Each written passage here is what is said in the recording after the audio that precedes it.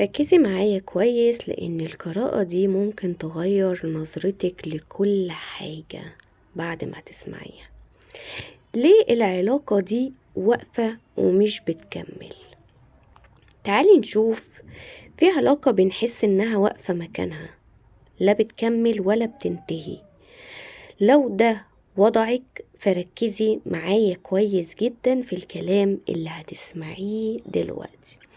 الطاقة هنا بتقول ان في مشاعر موجودة بس عدم توازن واضح، طرف بيدي اكتر وطرف متردد طول الوقت، وده بيخلق حالة من الوقوف.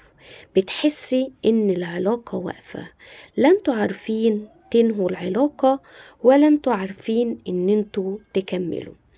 كمان في خوف في العلاقة دي من الالتزام او من اخذ خطوة جدية معاكي او معاك. في حد هنا بيخاف من الالتزام. العلاقة هنا بتقول ان الشخص ده مش بالضروري مش بيحب، بس هو مستقر نفسيا انه يكون لوحده دلوقتي. مش كفاية انه هو بيتكلم، مش كفاية ان انت بتحاولي تساعدي ان هو يتغير في العلاقة. ده مش بيخليه ياخد القرار الصح هنا. النهاية علشان تكوني عارفة العلاقة دي ماشية معاكي ازاي. العلاقة لو بتفضل واقفة وبتستنفذ طاقتك مع الوقت، اسألي نفسك دلوقتي، هل في تقدم ولا مجرد انتظار؟ العلاقة هنا لازم يكون فيها تقدم. الشخص التاني اللي بياخد وما بيديش لازم هنا يبدأ يدي في العلاقة.